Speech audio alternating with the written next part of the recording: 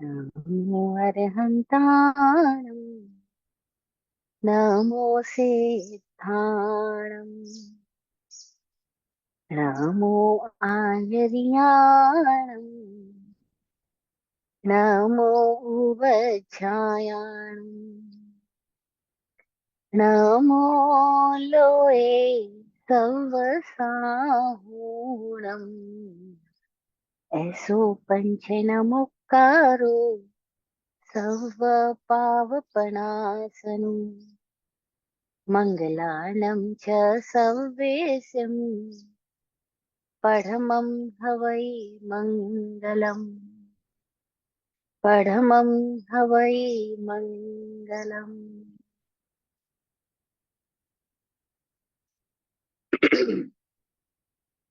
गुरु के ज्ञान का टीका मेरे मस्तक पे लग जाए।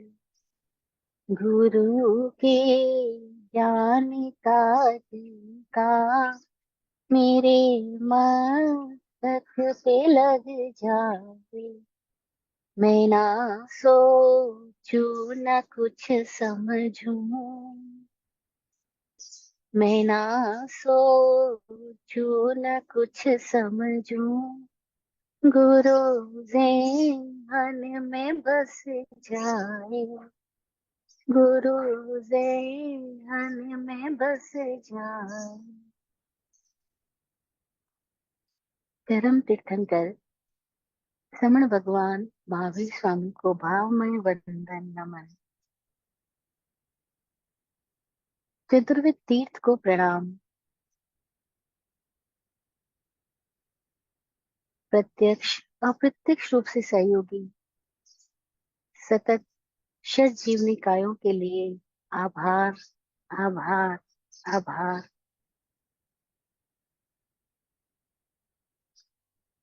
बोधि प्रदाता सदगुरुदेव को नमन। वाचक उमा स्वाति जी की प्रज्ञा को प्रणाम। और आप सभी जिज्ञासु लोगों को, आपकी जिज्ञासाओं को, आपकी शास्त्र रुचि को और साधना के लिए हो रहे पुरुषार्थ को बहुत बहुत अनुमोदना। ओम।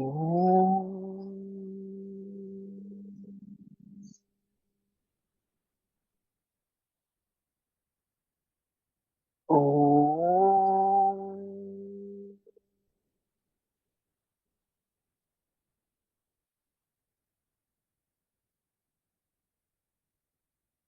ओम।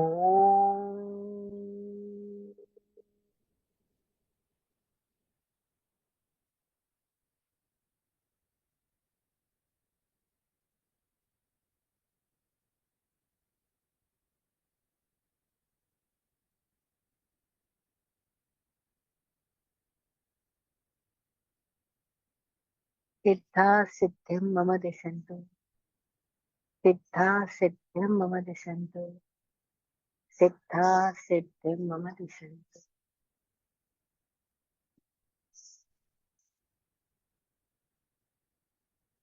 जय हो।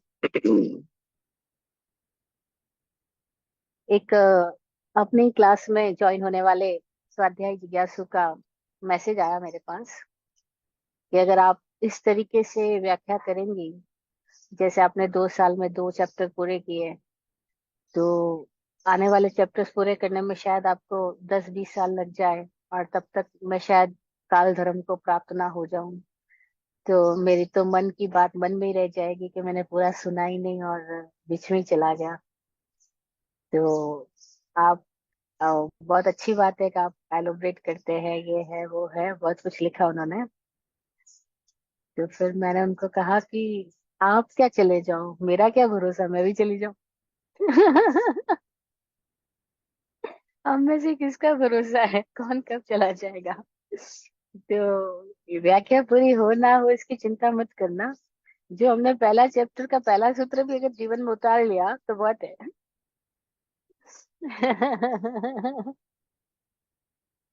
जो पहला ही पहला सूत्र था, सम्यक दर्शन ज्ञान चारित्राणि मोक्ष मार्ग, बस हम लाइफ में अप्लाई कर ले तो सूत्र तो इसी के लिए है। सूत्र तो धागा है ना, डोरी जैसे। कुएं में कैसे हम पानी निकालने के लिए डोरी रस्सी का इस्तेमाल करते हैं, तो ये तो एक मुक्ति का फार्मूला भगवान ने दिया है कि कैसे हम जहाँ है वहां से जहाँ हो सकते हैं वहां तक पहुंच जाए। जो अभी हमारी फैक्चुअल पोजीशन है, उससे जो हमारी अल्टीमेट स्थिति है, हम वहां तक कैसे पहुंच जाए, उसके लिए ये सारे सूत्र हैं। तो मुख्य बात तो वो है कि हमारे जीवन में अप्लाई कैसे हो जाए। और अप्लाई होने में बाधा क्या है? बाधा सबसे बड़ी हमारी कंडीशनिंग्स, हमारी अपनी हैबिट्स। हाँ, हम खुद ही, कोई और नहीं ना। और गहरी से गहरी बात क्या है कि हमारे अपने भीतर ही आ, हम सुन तो रहे होते हैं, उस वक्त तो प्रेरणा जगती है, लेकिन अंतर प्रेरणा नहीं पैदा होती। जिसके भीतर अंतर से प्रेरणा पैदा होगी, वो आदमी बदल जाएगा, उसको कोई नहीं रोक सकता। लेकिन हम जहाँ है वहां का नरक हमें दिखाई नहीं पड़ रहा। जिस स्थिति में हम हैं, वो नरक हमें दिखाई नहीं पड़ रहा कि हमारी क्या स्थिति है। बहुत प्यारी बात ज्ञानी जनों ने कही कि भी मकान जल रहा है, हमें दिखाई नहीं पड़ रहा। अगर जलता हुआ मकान हमें दिखाई पड़ जाए तो इस मकान में बोला कौन रहेगा, वो तो भागेगा यहाँ से। तो ऐसे ही हम जल रहे हैं, तो पूरा लोक जल रहा है लेकिन दिखाई नहीं पड़ रहा। जिसको दिखाई पड़ जाता है वो बुद्ध कैसे चले जाते हैं अपने राजमहलों को छोड़ के, महावीर कैसे निकल जाते हैं, कैसे अपनी अपनी यात्रा पे चल पड़ते हैं, क्योंकि उनको कुछ जलन महसूस होने लग गई। नरक का मतलब जलन है, ये तो जल ही रहा है, सतत जल रहा है। ऐसा नहीं कि वहां कोई आग लगाएगा, कढ़ाइयां लगाई जाएगी, उस कढ़ाइयों में तेल डाला जाएगा और उसमें हमको पका भुना जाएगा, जो बाहर से हमको पिक्चराइजेशन किया जाता है नरक का। और बड़ी गजब की बात है कि ये आज के इंटेलेक्चुअल लोग भी अपने बच्चों को ऐसे ऐसे नरक के पिक्चर्स दिखाने, मूवीज दिखाने, और हमारा सब लोग भी ऐसी चीजों को बहुत प्रोजेक्शन पैदा करते हैं। नहीं नहीं, ये सब कुछ नरक नहीं है जो हम कह रहे हैं कि कढ़ाइयों में जले भुने जाएंगे पकोड़ों की तरह, या हम रात को खाएंगे तो नरक जाना पड़ेगा, या मांस मदिरा खाएंगे तो नरक जाना पड़ेगा। ये सब फालतू व्यर्थ बकवास की बातें हैं। नरक कहीं जाना पड़ेगा ऐसा नहीं है, हमारे भीतर बाहर चारों ओर जलन हो ही रही है, वो हमें दिखाई पड़ने लग जाए। क्या पता हम इसी क्षण भी तो नरक में ही है, क्योंकि हमारे भीतर क्या क्या चल रहा है, द्वंद चल रहा है। किसी को मारने का, किसी को कष्ट देने का, खुद को ही कष्ट देने का, और दूसरे को नहीं तो खुद को ही। एक आदमी बोला मुझे, मैं किसी को परेशान नहीं करता, बस मैं डिप्रेशन में हूँ, कमरा बंद करके अपने ही दुखों में लीन रहता हूँ, तो मैं किसी को, घर वाले को कुछ बोलता ही नहीं हूँ। मैंने कहा आप तो ठीक कह रहे हो कि आप घर वालों को कुछ नहीं बोलते, आप डिप्रेशन में रहते हो, लेकिन क्या आपको पता है कि आपको छू करके जो हवा निकल रही है वो कहाँ जा रही है? आपने पूरी हवा को प्रदूषित कर दिया, जिस कमरे में आप हो वो पूरी हवा प्रदूषित हो गई, आपकी हर सांस के साथ में आपका दुख निकल रहा है, और आपका दुख चारों ओर फैल रहा है। और फिर आप अकेले आप थोड़ी हो, आपके अंदर पूरा अस्तित्व समाया हो, पूरा जगत है, हर बीच में पूरा पेड़ है। तो तुम जब खुद को कष्ट दे रहे हो तो पूरे लोक को कष्ट दे रहे हो। पर ये बात हमें समझनी आसान नहीं। आचार्य सूत्र बार बार बोलता है कि जो एक की भी अपमान ना करता है तो सबकी अपमान ना करता है, जो एक की भी उपेक्षा करता है वो सबकी उपेक्षा करता है, जो एक को भी कष्ट पहुंचाता है वो सबको कष्ट पहुंचाता है। और वो एक कौन, खुद की बात कर रहे हैं। हम खुद को भी कष्ट पहुंचाए तो हम सबको कष्ट पहुंचा रहे हैं।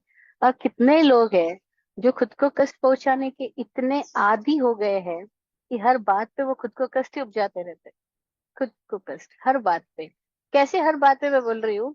भाई एक इंजीनियर है, उसका प्रमोशन हो गया, उसको बहुत अच्छी पोस्ट पे कंपनी में मिल गया और अच्छी उसकी पगार बढ़ गई, लेकिन आके मुझे बोलते हैं बहुत परेशान हूँ, दुखी हूँ। मैंने कहा क्यों दुखी हूँ?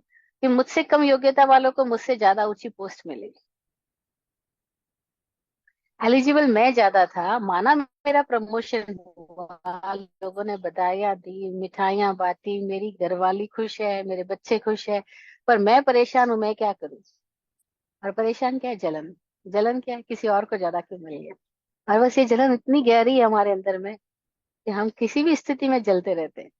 किसी भी स्थिति में हम अच्छे से अच्छी शादी के माहौल में गए, इतने सारे लोगों के बीच में हंस खेल रहे हैं, लेकिन जैसे ही पता लग जाता है कि ये दिखते तो गरीब है और हमसे ज्यादा अच्छे कपड़े और हमसे ज्यादा अच्छे अलंकार पहन के आ गए, इनके आभूषण तो और ज्यादा महंगे हैं। अरे तो ये हमारे से दिखते तो स्टेटस में कम थे, और हमारे पास भी इतने सुंदर ज्वेलरी नहीं है जैसी इनके पास है। बस मन ने कहा कौन सी खोट पकड़ ली। अरे मन बड़ा विचित्र है। हाँ, मन की गति समझना आसान ही नहीं। तो कैसे हम अपने लिए नरक में जीते जाते हैं, और नरक के कष्ट कौन पैदा करते हैं, ये नरक के कष्ट कौन देते हैं हमको। तो ये सूत्र जो हम बात कर रहे हैं, पिछले सेशन में हमने 3 सूत्रों की व्याख्या की थी। मैंने कहा था 3 सूत्र बाकी रह गए हैं, तो आज वो नेक्स्ट 3 सूत्रों की हम बात करने वाले हैं। लास्ट सेशन में हमने ये जाना था सातों नरकों के नाम और गोत्र।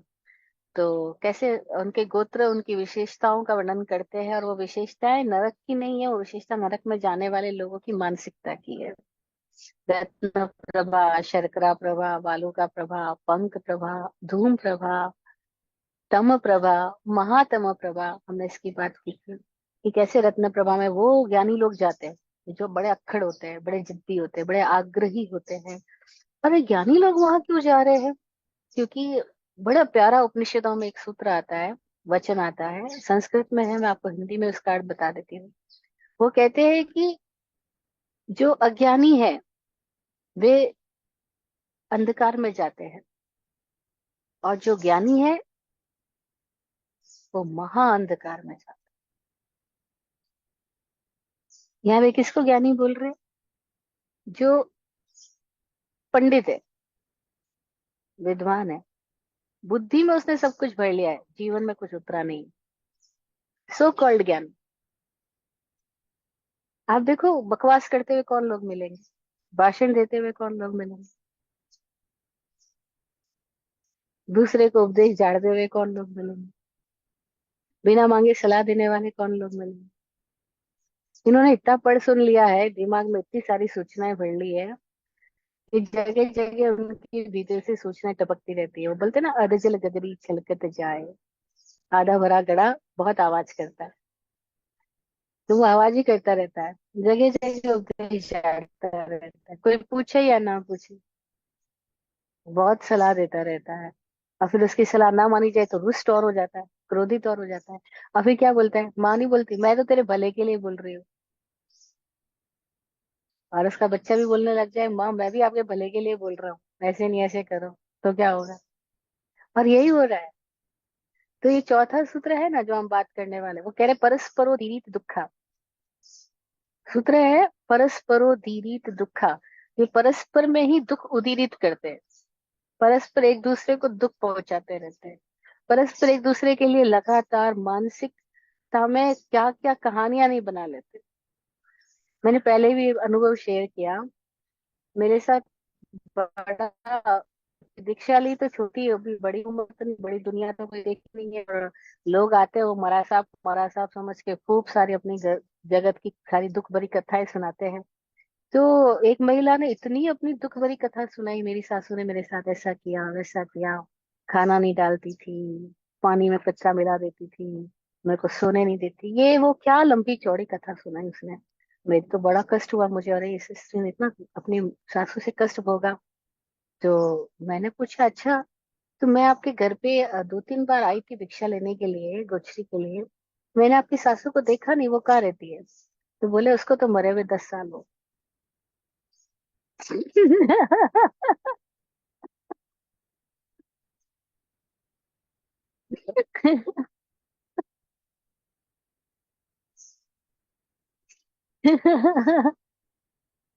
और वो तो कैसे सुना रही थी जैसे कल की और आज की बात हो। हे भगवान, हम कैसे एक दूसरे के लिए दुखों में भरे रहते हैं, शिकायतों से भरे रहते हैं, और वो जो शिकायतों से हमारा माइंड पूरी टाइम चल रहा है, और घर में ही बोले या ना बोले संघर्ष जारी है। माँ बेटा नहीं बोल रहा किसी घर में, बाप बेटा नहीं बोल रहा किसी घर में, किसी घर में बहू अपनी सास से नहीं बोल रही, किसी घर में ससुर अपने बच्चों के साथ में झगड़ा कर रहे हैं, बुढ़ापे में भी झगड़ा कर रहे हैं कि बेटे ने संपत्ति मेरी पत्नी के नाम कर दी, मेरे नाम नहीं करी, बेटे ने नया प्लॉट खरीदा, मेरी पत्नी के नाम से खरीदा, मेरे नाम से नहीं खरीदा, बुढ़ापे में भी उतने ही लड़ रहे हैं। अरे तुम्हारी पत्नी के नाम से खरीदा है, तेरे नाम से खरीदा, पता नहीं तुम तो कब चले जाओगे। लेकिन बिल्कुल भी मृत्यु नहीं दिखाई पड़ रही है, बस अपनी संपत्ति दिखाई पड़ रही है, अपना नाम दिखाई दे पड़ रहा है, अपना परिग्रह दिखाई पड़ रहा है। तो कैसे, जितना ज्यादा आदमी परिग्रही, जितना ज्यादा आदमी की पकड़, जितना ज्यादा आदमी के अंदर तनाव, उतना ही आदमी के अंदर नरक। नरक कोई और नहीं बना रहा। परस्परो दीरित दुखा, चौथा सूत्र कह रहा है परस्पर ही ये लोग दुख दे रहे हैं। तीसरा सूत्र हमने जाना था नित्याशुभ लिश्या परिणाम देह वेदना विक्रिया। कैसे नित्य अशुभ लेश्या वाले होते जाते हैं हम। पहली दूसरी में कापोत लेश्या हो रही है, तीसरी में कापोत और नील लेश्या हो रही है, चौथी में नील लेश्या हो रही है, कृष्ण लेश्या शुरू हो गई है, पांचवी के अंदर कृष्ण, छठी के अंदर महाकृष्ण, यानी इतना भयंकर अंधेरा। ये भयंकर भूमिका वाले जीव होते हैं, और एक दूसरे के प्रति इतने ज्यादा तनाव, आग्रह, शिकायत, द्वेष, घृणा से भरे हुए होते हैं कि उनको कोई और कष्ट नहीं देता, वो एक दूसरे को ही कष्ट पहुंचाते रहते हैं। परस्परोदीरित दुखा, परस्पर उदीरित दुख करने वाले होते हैं। और हम दृष्टांत रूप से सारे नरक की बातों को अपने मनुष्य लोक में देख पाते हैं, तिर्यंचों में देख पाते हैं। कैसे कोई कोई पशु भी एक दूसरे के लिए जातिगत वैर रखते हैं। जातिगत वैर ही होता है, जैसे बोलते हैं ना सांप नेवला का वैर है। अरे बोलते हैं ना कैसे छिपकली सारे मक्खी मच्छरों को खा जाती है। ये तो वैर से नहीं खाती, कोई जीव तो वैर से खाते हैं। कोई जीव अपनी भूख के कारण खाते हैं, कोई जीव का भोजन ही वो इसलिए खाते हैं, और कोई जीव तो बहुत तीव्र एक दूसरे के प्रति वैर अनुबंध बांध लेते हैं कि तेरे को मारे बिना मैं दम नहीं लूंगा, तेरे को जब तक खत्म ना कर दूं, यहाँ से हटा ना दूं, मैं सांस नहीं लूंगा, तेरा तेरा नामो निशान ना मिटा दूं, तब तक मेरे को चैन नहीं मिलेगा, मैं अपनी चोटी नहीं बांधूंगा जब नंदवंश को खत्म ना कर दूं। ये चोटी खुली रहेगी जब तक नंदवंश को उखाड़ के ना फेंक दो। ये क्या हुआ? नरक का निर्माण करना ही तो हुआ, और अपनी पूरी एनर्जी को द्वेष में लगा दिया। बड़ा वर्णन आता है ऐसा ऐसा। केवल चाणक्य की बात नहीं है, एक जैन आचार्य भी हुए जिनका नाम था कालिकाचार्य। उज्जैन में हुए थे, और जब उन्होंने देखा कि उनकी बहन जो साध्वी बनी है, सरस्वती साध्वी, बहुत सुंदर है, और वो जो राजा का छोटा भाई है वो उसको उठा के ले गया, विहार करती साध्वी को उसने उठवा लिया। और जब कालिकाचार्य को पता लगा कि मेरी साध्वी तो राजमहलों में कैद है, बस उसने पहले तो जाकर के शांति के साथ उनके साथ बात करी, लेकिन जब बात ना बनी तो उसने भी निर्णय कर लिया कि इसके पूरे वंश को ही खत्म करवाना हो। और क्या किया, विदेशी सत्ताओं के साथ मिलकर के उस आचार्य ने उस राज्य पे आक्रमण कराया। सो कॉल्ड आचार्य। आप हैरान होंगे ये जान करके, एक निश्चित सूत्र है हमारे यहाँ पर और एक महानिश्चित सूत्र है। महानिश्चित सूत्र श्वेतांबर मूर्ति पूजक आमनाय में जो 45 आगम माने जाते हैं, जैसे श्वेतांबर स्थानकवासी समुदाय 32 आगमों को मान्यता देता है, वो 32 आगमों को बोलता है कि भगवान की वाणी है। मूर्ति पूजक समुदाय 45 आगमों को बोलता है। हालांकि दोनों को पता है कि भगवान की वाणी एज इट इज उसमें नहीं है, क्योंकि ये तो बाद के परवर्ती आचार्यों ने इनको रचना की है, परवर्ती आचार्यों ने शास्त्रों को बनाया है। तो उन्होंने कोई बातें तो एज इट इज ली है जो परंपरा से उनको प्रमाण रूप से मिलती गई, और कई बातें ऐसी जो उनकी अपनी समझ और उनकी अपनी समय की स्थितियों के अनुसार उन्होंने लिखी होगी। तो एक महानिश्चित सूत्र है, उस महानिश्चित सूत्र में वर्णन आता है कि ये जो पंचम काल है उसके अंदर 55,555 आचार्य मर के नरक में जाएंगे।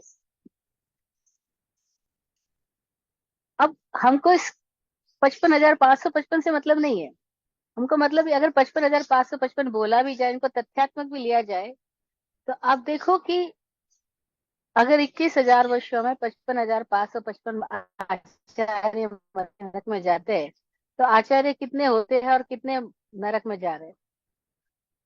इससे ज्यादा तो आचार्य भी क्या होंगे। और एक आचार्य की उम्र अगर हम 40, 30, 50, 60 साल भी माने, तो इसका मतलब तो ये हुआ कि हर प्रति वर्ष जो भी आचार्य मर रहा है किधर जा रहा है।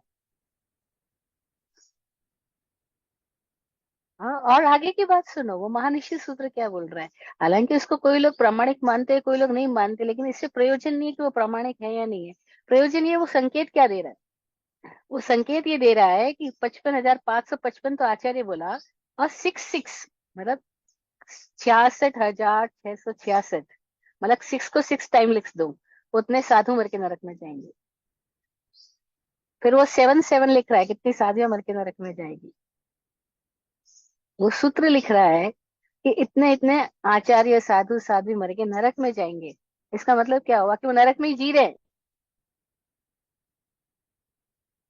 क्योंकि आप जिसमें जी रहे हो उसी में तो मरोगे। आप जी नहीं रहे स्वर्ग में, जी नहीं रहे देवलोक में, और मरने के बाद लिख देते देवलोक गमन हुआ। अरे वो यही देवता की तरह नहीं जिया, यही वो तो लड़ाकू बन के जिया। और हम नहीं देखते कैसे एक आचार्य किसी दूसरे आचार्य के खिलाफ पत्रबाजी करते हैं, समाचार में डालते हैं, भाषणों में देते हैं कि वो आचार्य मिथ्यात्वी है, वो आचार्य गौर विरोधी है, वो आचार्य संप्रदाय को हानि पहुंचा रहे हैं, उनके पास मत जाना, उनके प्रोग्राम्स का बायकॉट करना, ये वो सब कुछ। और ये स्टोरी हर जगह हो रही।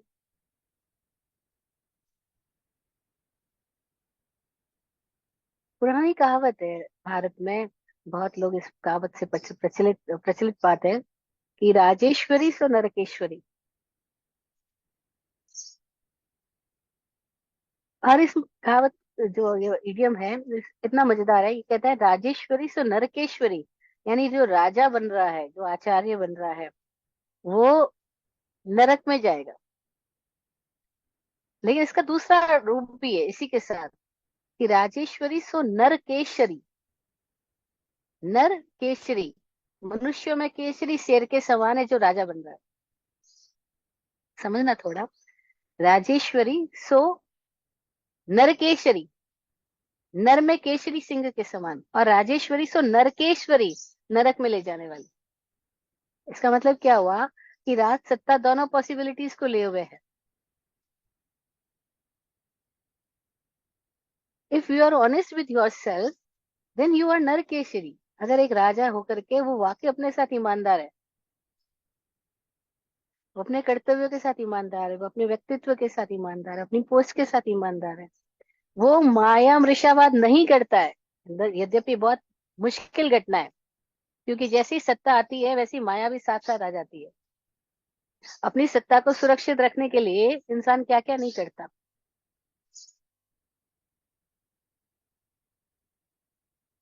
कैसे हम देखते, अगर कभी कभार न्यूज सुनने या देखने में सामने आ जाए तो हैरानी होती है। वो मैंने एक इमोजी देखा कि एक नेता के घर के बाहर पुलिस खड़ी है, उसको पकड़ने के लिए आई है, और नेता बाहर निकल के आके बोलता है, मैं तो अभी सत्ताधीश सरकार का नेता हूँ, मैंने पुरानी पार्टी बदल ली है।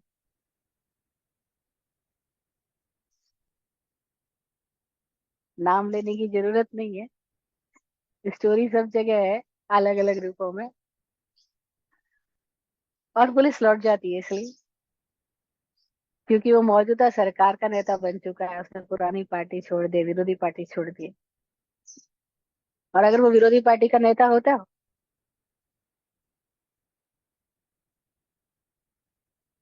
राजेश्वरी से नरकेश्वरी क्यों बोला, क्योंकि ये राज सत्ता में आने के बाद में माया मृषावाद बड़ा गजब का अंदर घुस जाता है।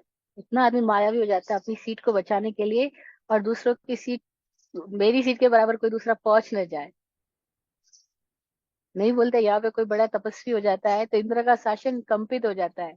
इंद्र सोचता है कहीं ऐसा ना हो कि इतनी तपस्या करके मेरे पोस्ट पे आ जाए, तो मेरी पोस्ट का क्या होगा, उसको भी खतरा है।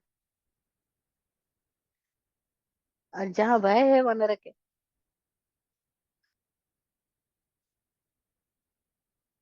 और भयभीत आदमी खुद को ही नरक में डालता रहता है, कोई और नहीं डाल रहा।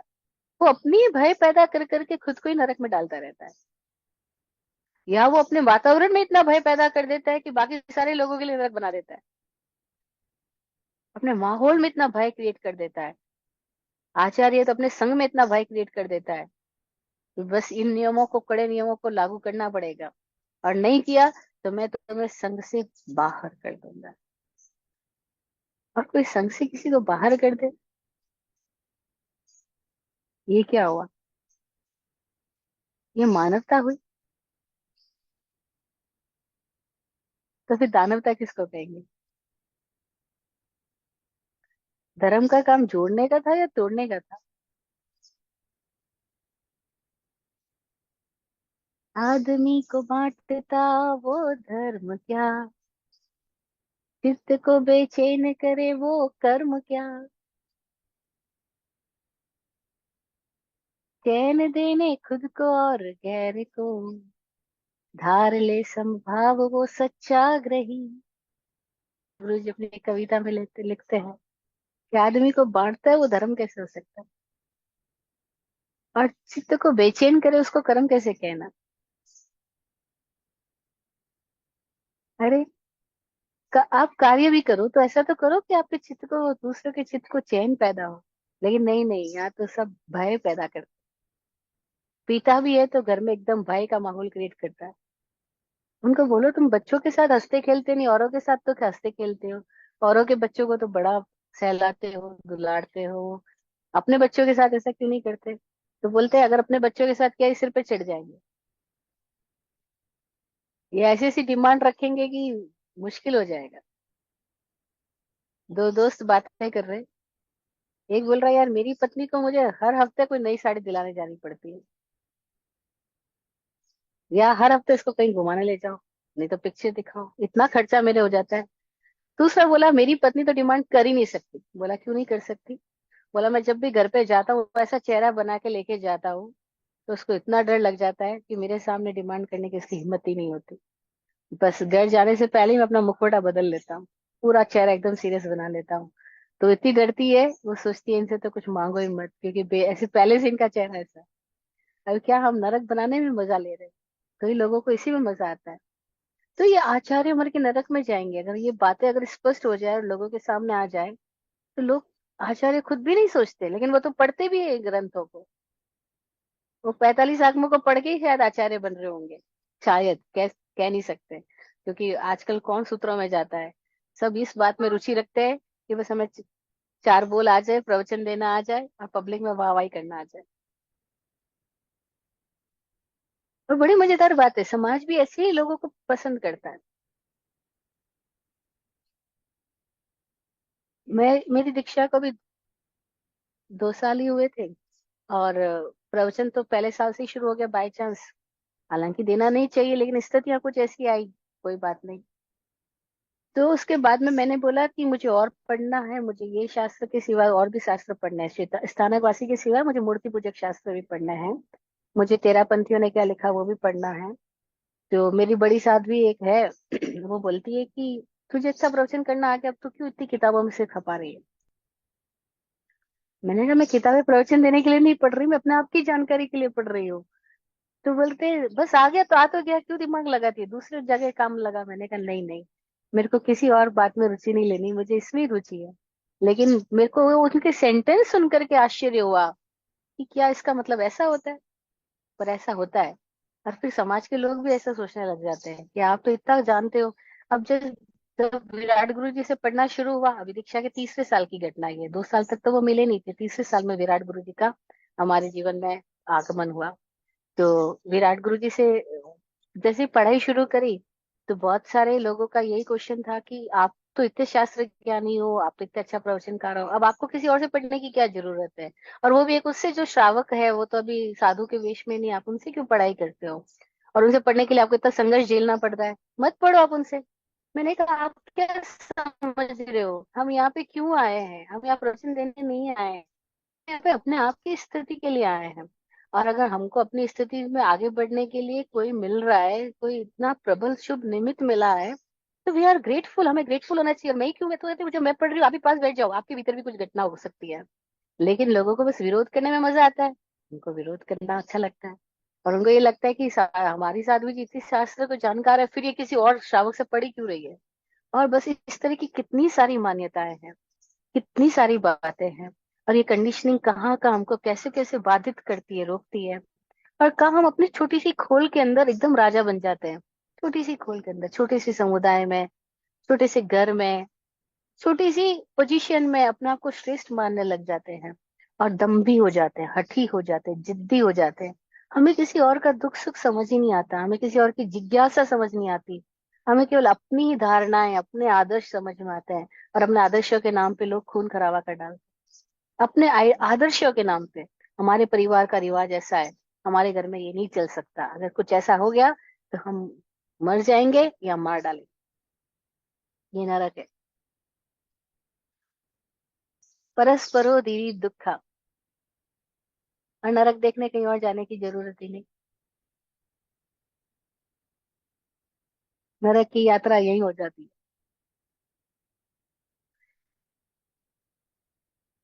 एक संत ने कहा एक बार, वैराग्य पैदा करना है तो मंदिरों में मत जाओ, स्थानकों में मत जाओ, प्रवचन सभाओं में मत जाओ, जाना है हॉस्पिटल्स में जाओ, शायद उनको देख करके आ जाए। शायद जेलों में जाओ। जेल में भी कैदी लड़ते, एक दूसरे का सिर फोड़ डालते हैं। अरे भी तुम जेल में आए इसलिए कि तुम अपनी सजा को भोगने के लिए आए हुई, तुम यही अपराध कर रहे हो, लेकिन कर रहे हैं। वहां भी छोटी छोटी जगह के लिए, अपनी कंबल के लिए, अपने लोटे के लिए, अपनी किसी चीज के लिए कहाँ से कहाँ आदमी पहुंच जाता है, मरने मारने पे चला जाता है। कैसे हम आदी हो गए नरक में जीने के, दुर्गंध में जीने के, दूषित श्वास में लेने के और दूषित श्वास छोड़ने के हम आदी हो गए। तो बोला परस्परो दीरित दुखा। फिर अगला सूत्र, पांचवा सूत्र क्या कह रहा है? संक्लिष्टा सुरोदीरित दुखाश्च प्राक चतुर्भ्य। ये पांचवा सूत्र है इस तीसरे अध्याय का। संक्लिष्टा असुरो दीरित, संक्लिष्ट परिणाम वाले, यानी एकदम कष्टपूर्ण जिनकी मानसिकता है। असुर, अब असुर क्या है इसको भी हम समझेंगे। उदीरित, दुखाश, संक्लिष्टा सुरो संक्लिष्टा सुरो दीरी दुखाश्च प्राक चतुर्भ्या। चार से पहले तक की नरक, यानी एक दो और तीन सी नरक तक असुर भी जाकर के उनको कष्ट देते हैं। मतलब पहले वो तीसरे सूत्र में बोला परस्पर एक दूसरे को कष्ट देते हैं। चौथे सूत्र में बोला कि असुर जो संक्लिष्ट परिणाम वाले हैं वो भी वहां जाकर के नारकी के जीवों को कष्ट पहुंचाते हैं। प्राक चतुर्भ्या, चार से पहले तक के नरक, तीसरी नरक तक वो जा सकते हैं, चौथी नरक तक जाने की उनकी स्थिति नहीं होती। अच्छा, वो वहां तक ही क्यों जा सकते हैं इसको भी हम समझेंगे, बड़ी मजेदार घटना है ये भी। और उससे पहले ये समझेंगे कि असुर जाते ही क्यों नारकियों को कष्ट देने के लिए। और उसके पहले ये समझते हैं कि असुर शब्द असुर क्यों है। देखो, एक है सुर, एक है असुर। देवताओं में भी दो प्रकार के देवता बोले गए, है तो देवता ये भी, देवता यानी देव गति के प्राणी है। लेकिन देव गति में भी दो तरह के प्राणी हैं, एक सुर, एक असुर। सुर वो है जिनकी प्राण धारा, सुप्राण को कहते हैं, जिनकी प्राण धारा रमणीक हो गई है, रिदमिक हो गई है, उनको सुर बोला। और असुर उसके विपरीत स्थिति को बोला, कि जिनकी प्राण धारा अभी बेतरतीब सी बह रही है, बेढंगी सी है, जिनके भीतर की स्थिति अभी रिदमिक नहीं हुई है, ताल लय में नहीं आई है। हम अपने आप को देखें, लोग लिखेंगे हमारे मरने के बाद ये देवलोक गमन हुआ, पहले हम अपना से पूछ ले कि देवलोक में हूं कि नहीं हूँ, देव हुआ कि नहीं हुआ, सुर हुआ कि नहीं हुआ, प्राण धारा संगीतमय हुई कि नहीं हुई। नहीं तो पहले लिख के जाना, बोल के जाना अपने घर वालों को, मत लिखना देवलोक गमन हुआ। क्योंकि देव में हुआ ही नहीं, देव बना ही नहीं, अभी जीते जीते ही देव नहीं बना। वहां लोग सभाओं में, शोक सभाओं में बोलने के आदी हो जाते हैं, लिखते हैं, अत्यंत दुख के साथ कहना पड़ेगा। और वो जो भाषण दे रहे थे, अत्यंत दुख के साथ कहना पड़ेगा कि हमारे फला फला चले गए। वो आए उसके बाद बैठे मेरे पास, मैंने कहा वाकई दुख हुआ है क्या आपको? नहीं नहीं, दुख क्या हुआ महाराज जी, यहाँ तो रोज होते आते रहते जाते रहते। मैंने कहा फिर झूठ क्यों बोले वहां पे? व्यक्ति बोल दिया अत्यंत दुख के साथ। बोलना चाहिए बस कोई मरा है, सूचना ही देना आपका काम था, अत्यंत दुख। फिर बोलते अपूरणीय क्षति हुई। आपको पता है क्या, तो एक मरता है उसके पहले 10 पैदा होने को तैयार होते हैं। कहाँ अपूरणीय क्षति हुई? और किसके जीवन में हम बोलते हैं अपूरणीय? पत्नी इतनी रो रही है, पति मर गया, पति मर गया, और 6 महीने बाद दोबारा शादी हो जाती है। कहाँ अपूरणीय क्षति हुई? हाँ, ब्रेकअप होता है तो लोग कितने परेशान होते हैं, लेकिन थोड़े दिनों के बाद पता लगता है कोई और नया गर्लफ्रेंड नहीं बॉयफ्रेंड बन चुके हैं। और क्या पता पहले से किसी और के लिए मन में कल्पना पैदा हो गई होगी, इसीलिए यहाँ ब्रेकअप हुआ होगा। लेकिन ऐसे हम बोलते जाते हैं पुण्य श्रुति वही। तो दो तरह की स्थितियां, एक सुर, एक असुर।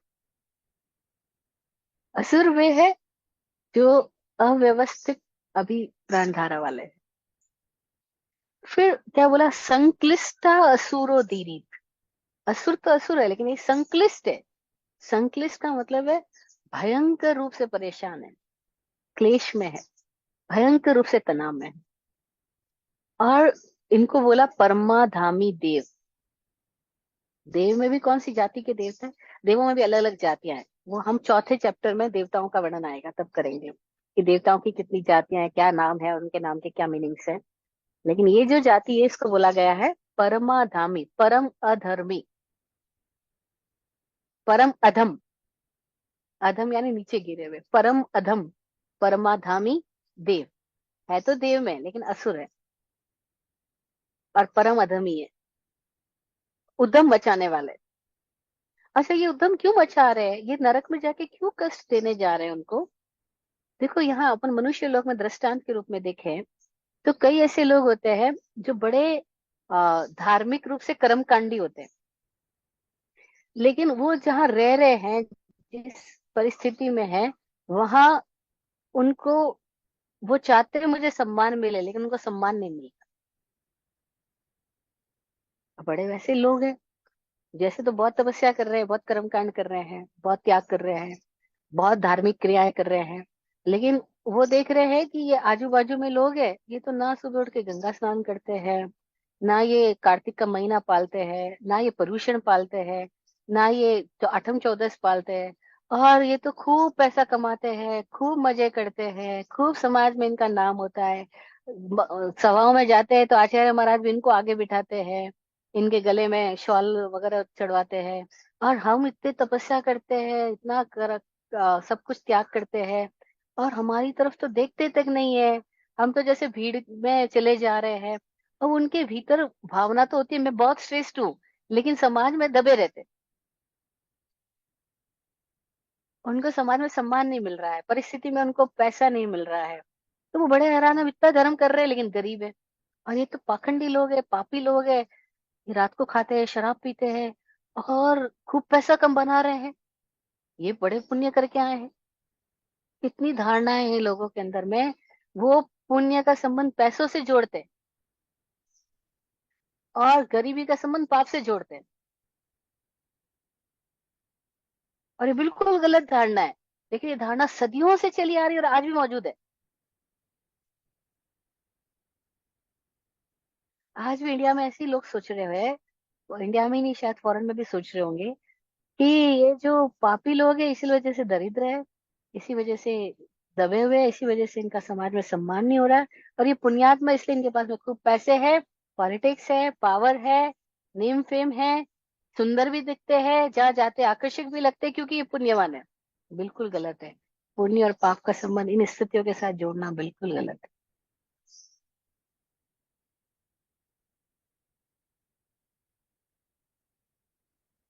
क्योंकि पुण्य तो उसको कहा गया जो भीतर की चेतना को प्रकाशित कर रहा है, चेतना का ऊर्ध्वगमन हो रहा है, प्राणों का ऊपर उठ रहा है, वो पुण्य प्रवाह है।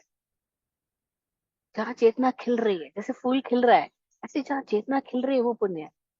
और जहाँ चेतना सिकुड़ रही है, तनाव में जा रही, दुख में जा रही, द्वंद में जा रही, परेशान हो रही, वो पाप। जहाँ प्राणधारा नीचे की ओर जा रही है उसको पाप।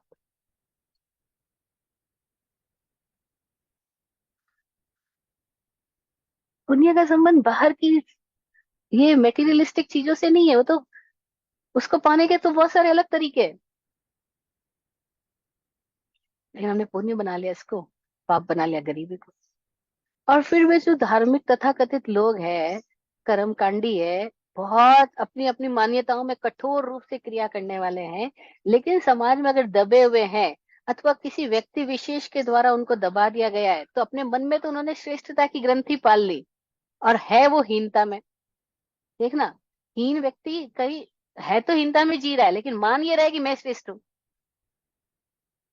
और फिर वो मौका तलाशता है कि मौका मिल जाए तो इसको छठी का दूध याद दिला दो।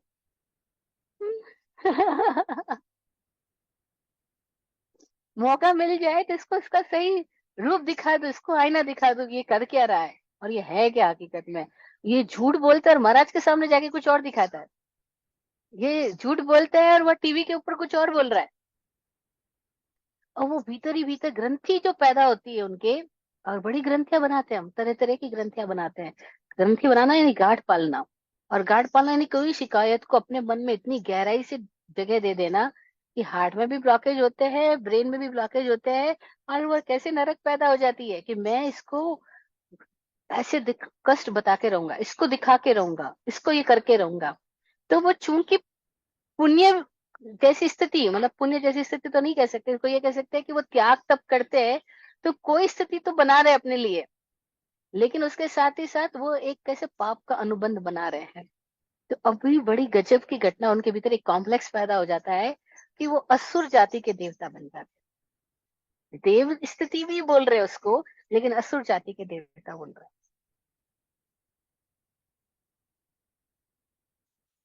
अपनी मानसिकता से उस जाति की स्थिति में पहुंच गए।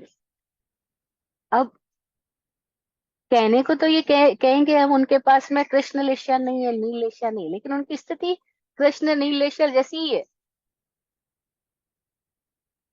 वैसे ही वो एक दूसरे के प्रति गहरे वैर के अनुबंध बना लेते हैं।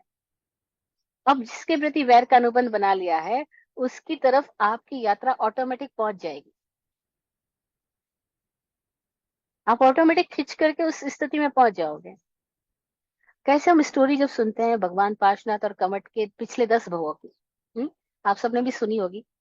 तो जब मैं बचपन में इन कहानियों को पढ़ रही थी, तीर्थंकर चारित्र पुस्तक पढ़ रही थी, तो मैं सोचती थी आखिर ये इसको पता कैसे चलता है कि ये शेर वहीं पे जाकर के उस आदमी को मारने जाता है जहां वो तपस्या करने बैठा है। तो शेर उस आदमी के पास पहुंचा ही कैसे? भाई कमट का जीव कभी शेर बना है, कभी सांप बना है, कभी नेवला बना है, और वो भगवान पार्शनाथ का जीव कुछ और रूप में है, वो वहीं जाके पहुंच जाता है और उसको मारने चला जाता है। अब इतने सांप आसपास से गुजर जाते हैं, लेकिन कोई एक सांप आकर के फला आदमी कोई जाकर के उसको डंक मार देता है। क्यों मार देता है?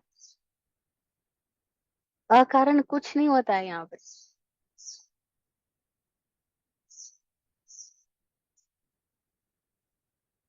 कुछ भी ऐसा नहीं है कि कोई अकारण आकर के हमको डंक मार देगा, डस देगा।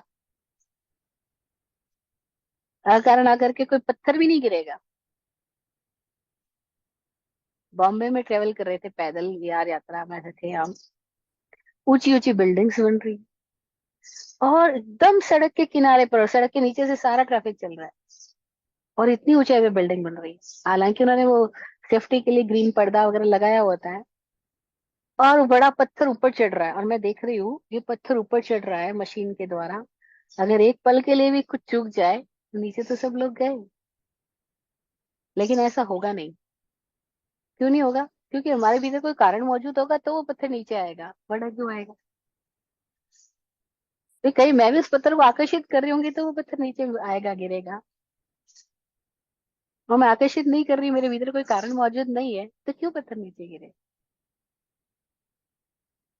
पैदल नंगे पैर चल रहे, बहुत सारे कांच भी बिखरे पड़े हैं, क्योंकि बहुत एक्सीडेंट्स होते हैं रोड पे। तो किसी गाड़ियों के कांच बिखरे पड़े हैं और उसके ऊपर ही पैर रख के चल रहे हो। मेरे भीतर आया, एक भी कांच नहीं चुभा। कांच के ऊपर चल के आराम से आगे, एक भी कांच नहीं चुभा। अंदर कोई कारण मौजूद नहीं है तो कांच भी क्यों चुभेगा? और अंदर कोई कांटा मौजूद है तो कांच भी चुभेगा, कील भी चुभेगी। और कारण मौजूद होगा तो चुभेगी, अकारण क्यों चुभेगी? क्यों वो परमाधामी देवता नरक में जा रहे हैं कष्ट देने के लिए? संक्लिष्टा सुरोधिरी दुखाश्च प्राक चतुर्भ्या। वो असुर भी उनको कष्ट की उदीर्णा करवाने के लिए जा रहे हैं, वो निमित्त बन रहे हैं। कष्ट तो नार की जीवों को अपना भोगना है। परमाधामी देव उनको कष्ट नहीं पहुंचा सकते, लेकिन फिर भी वो निमित्त बनने जाते हैं। क्यों जाते हैं? क्योंकि दोनों ने परस्पर ऋणानुबंध किया है। घटनाएं घटी है मन मन में। घटनाएं सॉफ्टवेयर में पहले, स्क्रीन में सब कुछ पैदा हो गया है, इसीलिए बाहर आया है। उसने बोला तुझे छोड़ूंगा नहीं, उसने बोला तुझे छठी का दूध याद दिलाऊंगा, उसने बोला है तूने, मैं समझा के अपने आप को आईना दिखाऊंगा। दंभी हठी धार्मिक कर्मकांडी लोग अपनी स्थिति को कहाँ तक ले जा सकते हैं, हम इन सूत्रों के द्वारा समझ सकते हैं। ये सूत्र हमें वाकई आईना दिखाते हैं। कहते हैं कि क्या पता तुम बहुत त्यागी तपस्वी हो, बहुत व्रत नियमों के पालक हो, लेकिन अपने भीतर का दंभ नहीं गया, कॉम्प्लेक्स नहीं गया, श्रेष्ठता का दावा करने की जो इच्छा है, जो राज करने की इच्छा है। प्रधानमंत्री तो कोई एक एक बनेगा, देश में एक से ज्यादा प्रधानमंत्री तो नहीं होंगे, लेकिन प्रधानमंत्री बनने की इच्छा वो एक में थोड़ी होती है, वो तो अनेक में होती है। 10,000 में कोई आईएएस तो 10 बनेंगे या 20 बनेंगे, लेकिन आईएएस बनने के लिए आवेदन करने वालों की संख्या, तैयारी करने वालों की संख्या, अप्रोच पहुंचाने वालों की संख्या, रिश्वत देने वालों की संख्या, और फिर रिश्वत देने के लिए कितनी मुश्किल से धन जुटाया और रिश्वत पहुंचाई, और फिर भी आपका नामांकन नहीं आया। अब देखो मन कैसे बढ़ता है द्वेष से, घृणा से, और वो भयंकर घृणा जो इकट्ठी हो जाती है, अगर वो भीतर से छूटे ना। हम्म।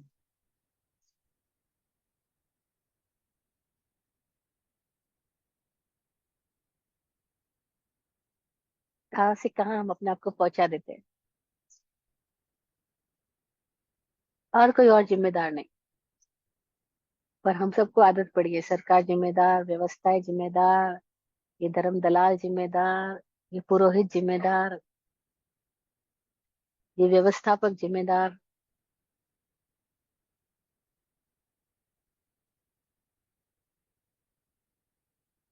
अभी हम गुजरात के एक सिटी में एंटर हुए, वहां किसी के घर में रहे। सिटी का नाम तो दाहोद है। जिनके घर में रहे वो बोलते हैं कि हमारे यहाँ का पानी बड़ा विचित्र है। हमने बोला ऐसी क्या बात है दाहोद के पानी में? तो बोलते हैं, यहाँ के लोग अपने दुखों से परेशान नहीं है, वो दूसरों के सुखों से परेशान है। हमने बोला ये दाऊद की बात थोड़ी है।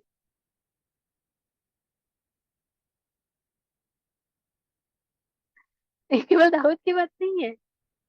आप अपने दिमाग में मत रखो कि दाऊद के लोगों को नहीं परेशानी है। ये तो जगह जगह पर है, गांव गांव में, शहर शहर में है। तो कैसी मानसिकता हमको कहाँ ले जाती है, यही हम बात कर रहे हैं। संक्लिष्टा सुरो दीरित दुखाश्च प्राक चतुर्भ्या, ये असुर परमाधामी देव तीसरी नरक तक जाकर के उन नारकी के जीवों को कष्ट की उदीरना करवाते। कैसे करवाते? जैसे हम नहीं देखते यहाँ पे कोई आता है चिढ़ाता है हमको।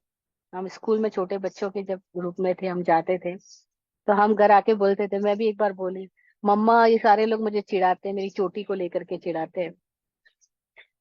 क्योंकि बच्चे तो चोटी बना के जाते हैं, अब किसी की चोटी किसी के नहीं है तो वो चिढ़ाएंगे, देख तेरी चोटी फव्वारे की तरह लग रही है, देख ये हो रहा है वो हो रहा है। तो मैं भी आके बोली एक दिन, मम्मी बोली एक ही बात, जब तक तू चिढ़ेगी तब तक कोई चिढ़ाएगा, चिढ़ना बंद कर दे, चिढ़ाने वाले बंद हो जाएंगे। तब तो ये बात एकदम से समझ नहीं आई, लेकिन बाद में समझ में आ गई कि चिढ़ने वाला को ही चिढ़ाया जाता है, दुखी को ही दुख पहुंचाया जाता है, ईर्ष्या करने वालों को ही सब ईर्ष्या करवाने वाली स्थितियां पैदा होती हैं। हमारे भीतर कोई है तो ही वो स्थिति आएगी, वरना आएगी क्यों? अभी कोई बोले ऐसा, हाँ ऐसे ही नहीं। एक दिन स्वामी जी के एक मित्र, पहले मित्र होते हैं फिर मित्र विरोधी हो जाते हैं, और तो कौन विरोधी होगा। तो बड़े प्रेम करते थे बहुत उनकी, घर पे बुलाते, खाना खिलाते, साथ रहते, उनके सत्संग सुनने के लिए नीचे बैठ जाते। और किसी और के द्वारा भड़काए जाने पर एकदम दूसरी स्थिति में आ गए, और गुस्से में आकर के बोलते हैं आप मूर्ख हो। स्वामी जी बोले मूर्ख क्यों, मैं तो माँ मूर्ख हूँ। अब उस आदमी को तो लगा मैं इनको गाली देने आया, और इस आदमी को तो गाली नहीं पहुंच रही है। वो बोल रहे हैं आप ये हो उल्लू के पट्टे। बोले कि उल्लू के पट्टे क्यों, मैं उल्लू के पट्टों का सरदार हूँ। पागल हो? बोले पागल ही नहीं हो, पागल पंत बनाया और उसका सरदार हूँ, अब बोलो। वो तो आदमी बड़ा विरोध से, क्रोध से भर करके आया, बड़ा द्वेष से भर के आया, किसने उसके दिमाग में क्या कुछ भरा होगा। और वो यहाँ आकर के तो एकदम ही डिफरेंट हो गया। बोलते दूसरों को गालियां देता, वो वापस गालियां देते, अरे इस आदमी को गाली देता हूँ, ये तो आदमी हर चीज को ऐसे मजे में लेता है। बोलते तुम मेरा मजा छीन ही नहीं सकते, चाहे तुम कुछ भी बोल दो, कैसी भी स्थिति पैदा कर दो, तुझे मेरा मजा डिपेंडेंट थोड़ी है कि तुम प्रेम से बुलाओगे तो मैं मजा करूंगा और घृणा करोगे तो मजा नहीं करूंगा। देखो ऐसे को कौन नरक में डाल सकता है? उसको नरक में भी डाल दो, वहां भी मजा करेंगे। वो कहेंगे मैं तो मजा ही करने वाला हूँ, तो मुझे नरक में डाल दो, मैं वहां भी मजा करता हुआ मिलूंगा। और कोई है इतना व्रत नियम करके भी परेशान ही परेशान और कोई तुमको स्वर्ग में कोई डाल ही नहीं सकता, क्योंकि तू यही नरक में है, क्या करे। देखो परेशानियां मोल लेने की आदत है। तू देख मोल लेगा, अरे हम त्याग करते हैं, सम्मान उनको मिल रहा है, हम तपस्या करते हैं, पुण्यवान वो है, हम ये कर रहे हैं और सुख वो भोग रहे हैं। ये जलन ही नरक है, ये तुलना ही नरक है, दूसरों को देखना ही नरक है। विराट गुरु जी तो बोलते हैं, पर नजर तब तक सफर।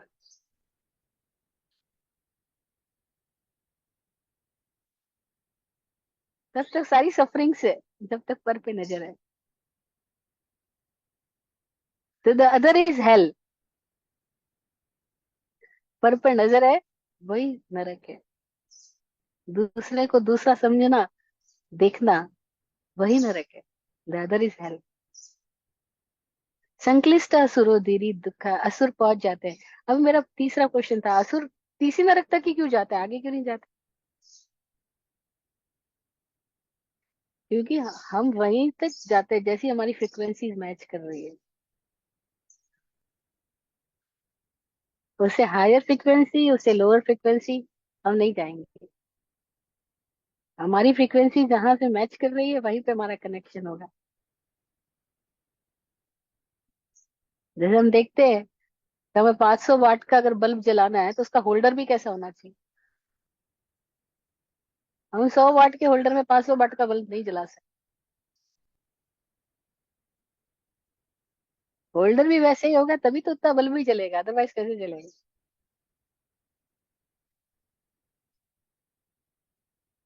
तो ये जो होल्ड करेंगे, जो पिन करेंगे,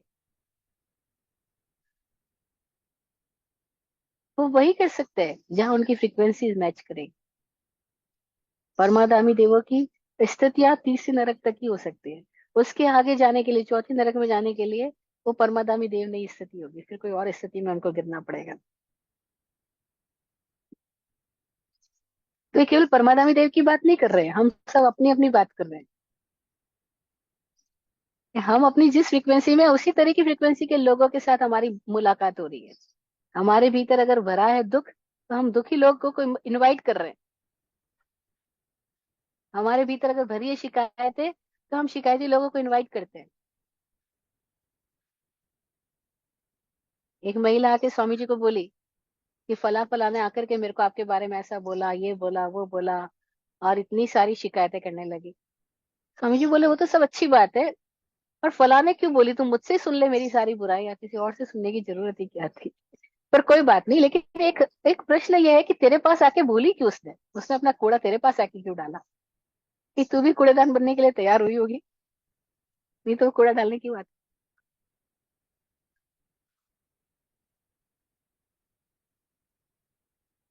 कोई क्यों आपके सामने दूसरों की बुराइयां कर रहा है?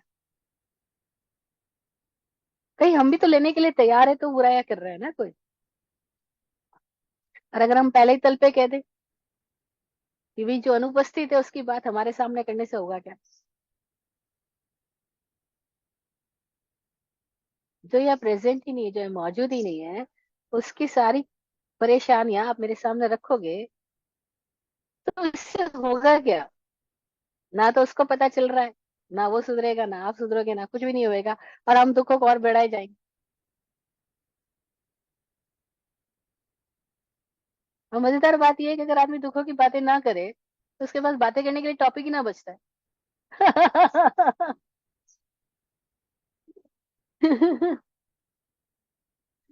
एक जगह एक सभा में मैंने बोल दिया कि हम दुखों की चर्चा ना करें, चर्चा करने एक दूसरे को मिले तो सुखों की करें। तो वहां खड़े होकर के किसी भाई ने बोला, महाराज फिर तो सारी बातें खत्म हो जाएगी, क्योंकि बातें होती सारी दुखों की, शिकायतों की। तारीफ में कितने शब्द होते हैं, और बुराई में हम घंटों बोल सकते हैं, और तारीफ में बोलने के लिए भला आदमी है, बात खत्म।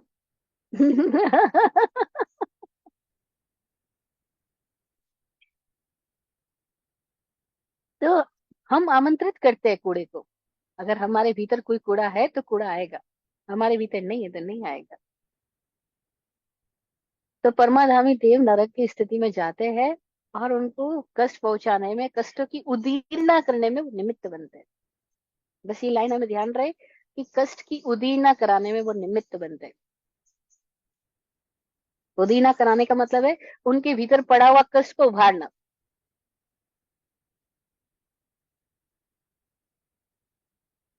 बैठा है वो सन्यासी एक छोटे से बजरे पे, और उसकी नौका चल रही है पानी के अंदर, और उसने आज सोचा है कि वो आंख बंद करके पूरी रात ध्यान में रहेगा। आज पूरी रात ध्यान में बैठा रहूंगा।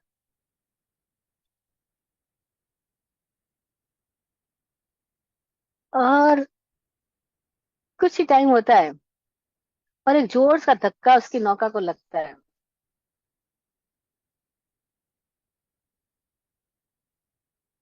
और उसके भीतर भयंकर क्रोध पैदा हो जाता है। कौन है जो मुझे धक्का देके गया? कौन है जिसको दिखाई नहीं पड़ा? ये क्या हुआ? मैं तो ध्यान के लिए बैठा हूँ और लोग यहाँ भी परेशान करने के लिए आ गए। कितनी स्टोरी इसके माइनर अच्छी।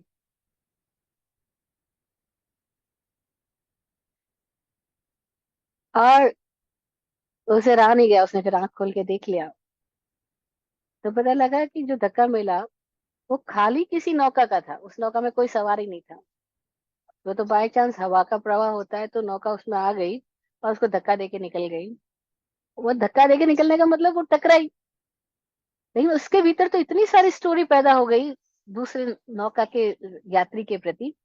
आज जब वो देखता है तो वो तो खाली पड़ी नौका है, वो तो हवा के प्रवाह से आकर के टकराई, और उसने इतना क्रोध उसके भीतर पैदा हो गया।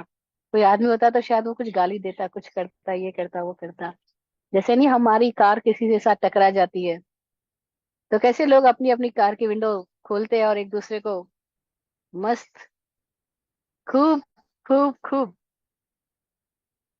अरे वो दूसरी कार से नहीं टकराती, किसी और से टकरा जाती थी, खाली से टकरा जाती थी।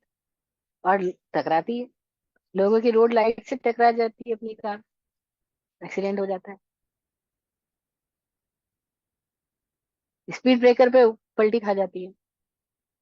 सड़कों के बीच में बने हुए डिवाइडर से लोग कार टकरा करके एक्सीडेंट हो जाता है। अब डिवाइडर से लड़ने जाओगे क्या? कि डिवाइडर ही क्यों बनाया था, इस डिवाइडर की वजह से मेरी कार का एक्सीडेंट हो गया? नहीं, no divider can divide you.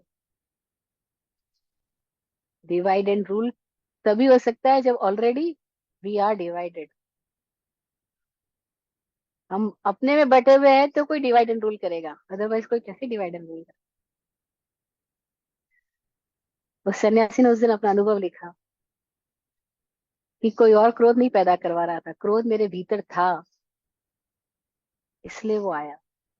तो उदीरना का मतलब क्या हुआ? कि अंदर पड़ा है तो बाहर प्रकट हो सकता है, कोई प्रकट करवा सकता है, कोई भी निमित्त हो, डिवाइडर भी क्यों ना हो। वो डिवाइडर नहीं प्रकट करवा रहा है, वो तो निमित्त सदा निर्दोष है। हमारे भीतर पड़ा है तो वो बाहर आया। तो संक्लिष्ट सुरोधिरी दुखाश्च प्राक चतुर्भ्या।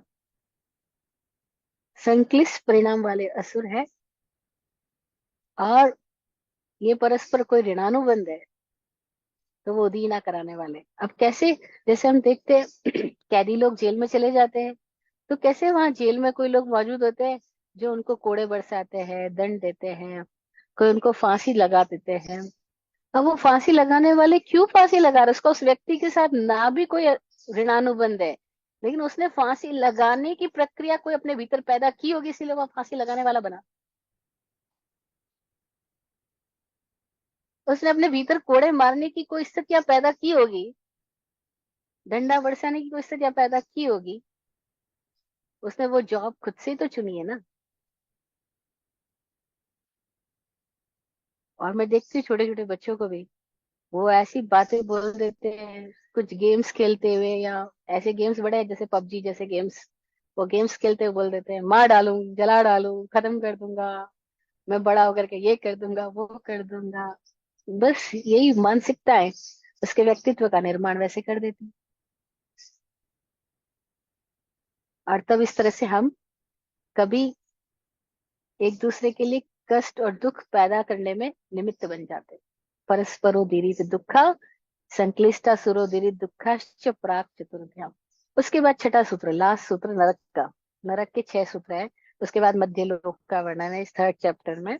तो नरक का लास्ट सूत्र क्या बोल रहा है कि उनकी स्थिति कितनी होती है, नरक में रहने वाले जीव कितनी लंबी आयु तक नरक में रहते हैं। तो सूत्र बोल रहा है तेष्वे त्रि सप्तदश सप्तदश द्वाविंशति त्रयस्त्रिंशत् सागरोपमा सत्वानाम परा स्थिति। पहली नरक में उत्कृष्ट स्थिति 1 सागरोपम तक, दूसरी में 3 सागरोपम तक, दूसरी में 7 सागरोपम तक, फिर 10 सागरोपम तक, फिर 17 सागरोपम तक, फिर 22 सागरोपम तक, और फिर 33 सागरोपम तक। तेषु एक त्रि सप्तदश, 1, 3, 7, 10, 17, 22 और 33 उत्कृष्ट स्थिति सागरोपम की होती है नरक में। अब ये क्या है, इसको ऐसे ही लेना तथ्य है हमारे पास में, इसको डीप को समझने के लिए हमारा वो स्किल नहीं है। जैसे अभी हमें कोई बोलता है कि सूर्य की हमारे से दूरी कितनी है, तो हम उसको प्रकाश वर्ष से नापते हैं, कितने प्रकाश वर्ष सूर्य की दूरी है। अभी हमने साइंस में पढ़ भी लिया कितने हजार प्रकाश वर्ष की दूरी पर ये एक ग्रह है, इतने हजार प्रकाश वर्ष की दूरी पर ये ग्रह है। लेकिन प्रकाश वर्ष क्या है, अगर कोई हमसे पूछे, हम कहेंगे भाई साइंटिस्ट ने कोई स्केल डिसाइड किया है, लेकिन क्या हमें नहीं पता। तो ऐसे किसी समय के वैज्ञानिकों ने ये स्केल डिसाइड किए थे, पल्लियोपम, सागरोपम। ये असंख्यात वर्ष की आयु को मापने का कोई एक स्केल है, जिसको अभी हमारी मेजरमेंट नहीं ले पाएगी। तो हमें इसमें उलझने की कोई जरूरत नहीं है कि हमें तो समझ नहीं आया, तो हमारा कोई मतलब भी नहीं है, क्योंकि नरक में जाना थोड़ी है। ना नरक में जीना है, ना नरक में रहना है।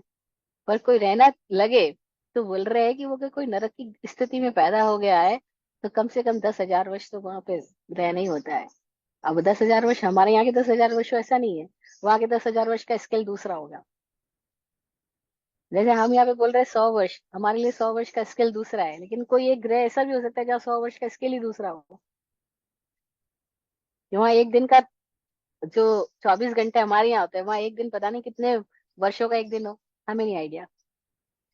तो नरक की स्थिति के लिए बोला गया है कि जगन्य स्थिति 10,000 वर्ष की है। पहली नरक की उत्कृष्ट स्थिति 1 सागरोपम की, दूसरी की जगन्य 1 सागरोपम की, उत्कृष्ट 3 सागरोपम की, तीसरी की जगन्य 3 है, उत्कृष्ट 7 है, चौथी की जगन्य 7 है, उत्कृष्ट 10 है, पांचवी की जगन्य 10 है, उत्कृष्ट 17 है, छठी की जगन्य 17, उत्कृष्ट 22 है, और सातवीं की जगन्य 22, उत्कृष्ट 33, 33 सागरोपम की स्थिति है। और 33 ही है स्थितियां, 33 में ही सब समाया हुआ है। ये 33 के भी बड़े राज है। क्यों 33 कोटि देवता है, क्यों 33 सागरोपम नरक है, क्यों 33 ही रीढ़ की हड्डी के हमारे पार्ट्स है, मन के है। ये 33 में ही सब कुछ है। और अगर 33 कोटि सागरोपम, यानी कि वो कंप्लीट नरक में, महाकृष्ण स्थिति में, महा अंधकार की स्थिति में है। और इस स्थिति तक कोई रह सकता है नरक में, कोई इतना दुखों में लवलीन हो सकता है, कोई इतना दुखों के साथ चिपटा हुआ रह सकता है, कोई इतना तनाव से ग्रस्त हो सकता है, कोई इतना अपने भीतर डीप डिप्रेशन पैदा कर सकता है। और जो पैदा कर लेता है उसको बाहर निकालना इट्स नॉट इजी टास्क। वो आदमी जब तक खुद ही निकलना ना चाहे, तब तक उसको निकालना आसान नहीं है। लेकिन हम निकल जाएं, हम कोई ग्रंथि में ना जिए, हम निर्ग्रंथ हो जाएं, उसके लिए सारी बात है। हम ग्रंथियां ना पैदा करें, और जो बनी है उसके प्रति भी कैसे हम जागरूक रहे, तो उससे बाहर आ सकते हैं। बस आज इतना ही। नरक के 6 सूत्र पूरे हुए, और नरक हमारे जीवन से विदा हो जाए।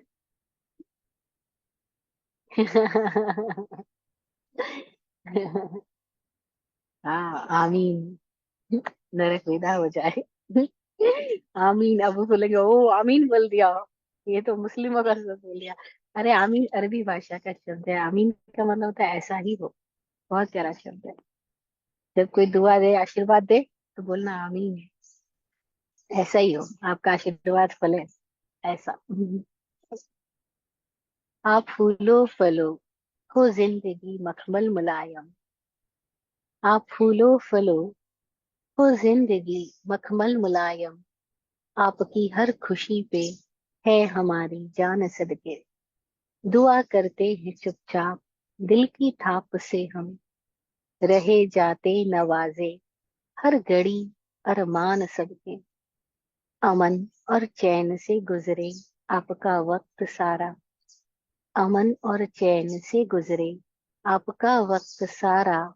रुख पे खिलती रहे यूं रूह की मुस्कान खुल के। रुख पे खिलती रहे यूं रूह की मुस्कान खुल के। जय हो, जय हो, जय हो, सबका कल्याण।